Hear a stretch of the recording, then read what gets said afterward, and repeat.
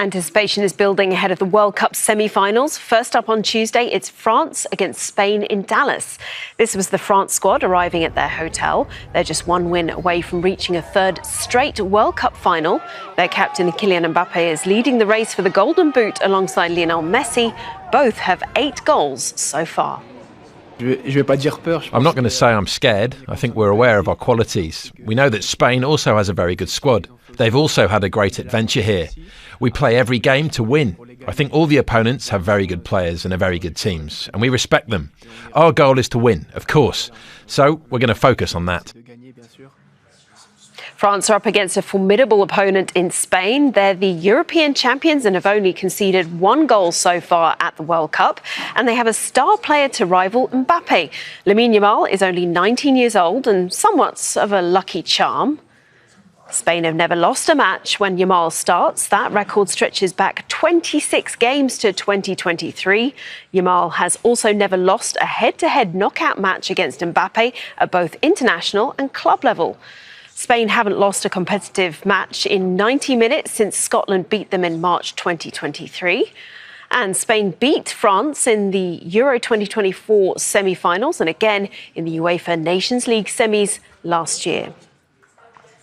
Defending champions Argentina have started preparing for their semi-final showdown with England. But Lionel Messi sat out their latest training session along with a few of their team's other stars.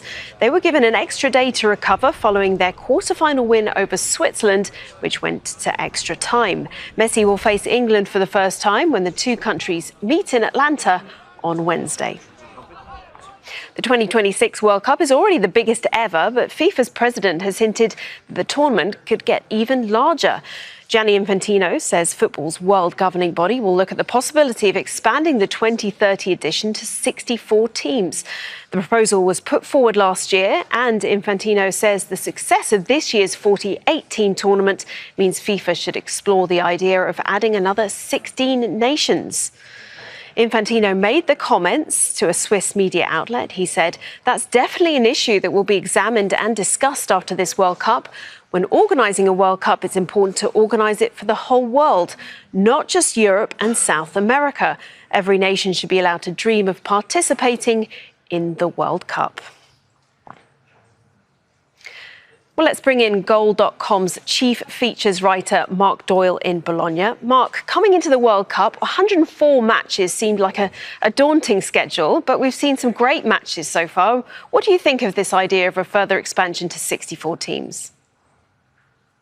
Yeah, you make a very good point. It's been a very exciting World Cup so far. We've seen a lot of great matches, a lot of great comebacks. But I do think at the end of the day, it's a terrible idea to make it even bigger. But that obviously doesn't mean that it won't happen. On the contrary, I think it's probably inevitable at this stage. I think when the idea was first raised spontaneously at a FIFA Congress, the initial reaction was quite negative, even within the major footballing circles, with UEFA and the AFC very open in their disapproval, primarily because it would be a logistical nightmare, and there was also talk of maybe diluting the quality of the tournament. But Infantino rather tellingly never ruled that out, and now he's using the success of the African nations primarily at this summer's World Cup to justify an expansion. And I think we all know that the real reason is obviously that a 64-team World Cup would solidify his power as president, as more teams and more games means more money for FIFA and its members. So yeah, for me, it's a bad idea for football, but great for Infantino, and that's probably why it will happen. Yeah, you say it's a bad idea. The 2030 World Cup marks 100 years of the tournament. The opening matches, well, they'll be held in South America, but the bulk of the games will take place in Morocco, Portugal and Spain.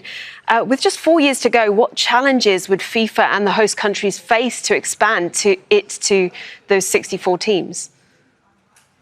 Yeah, I mean, that's exactly it. Straight off the bat, it's the logistical reasons. I mean, there's already been talk that because other countries will be involved in the first couple of games to mark the centenary, as you say, like Uruguay and Argentina, we could see more games because it would mean more groups, it would mean more matches. We could see more games in the other countries as well. So already you're going to have to start tweaking the format in particular, and we had format issues in this tournament because of third place finishers going through. So It straight away, it's already become a tournament that is pretty much too big for one country to host. And we're seeing that at the moment. And there's also like an environmental impact as well that has been brushed over and nobody really talks about anymore. And then it's the problem as well for fans that want to follow their teams around. You're kind of pricing a lot of fans out of the tournament. And this has happened this summer as well, in that it costs so much money to travel from one country to the next, you know, to get around and go from city to city. So I just think it's a logistical nightmare for the organisers, and it's also a major problem for fans. And you know, he talks about opening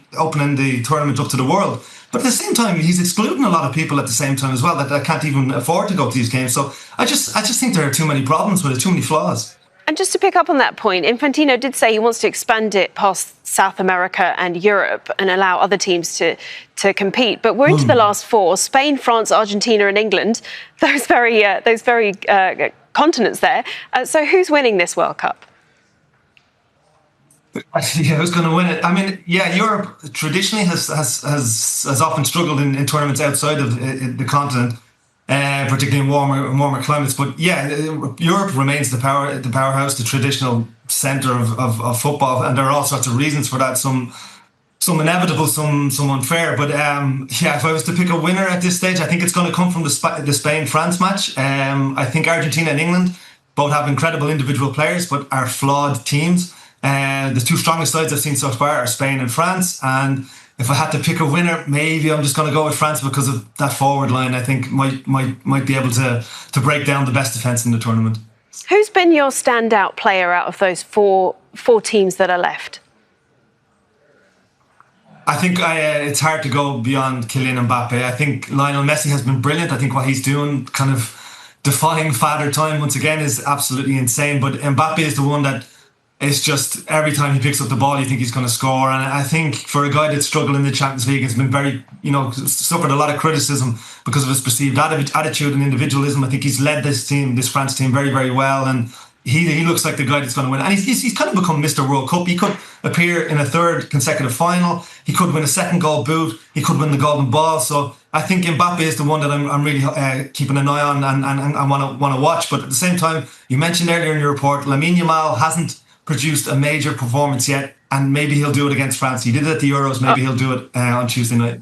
All right, Mark Doyle there from goal.com. Thank you very much for your thoughts. Well, football sticker collectors across the USA and Mexico have helped set a new record for the hobby. Thousands met in Mexico City and New York for a swap, while at the same time, meetings were taking place in multiple other locations around the two countries. It was the largest simultaneous sticker exchange to ever take place. The stickers themselves aren't worth much. The value comes in trying to fill this year's World Cup album.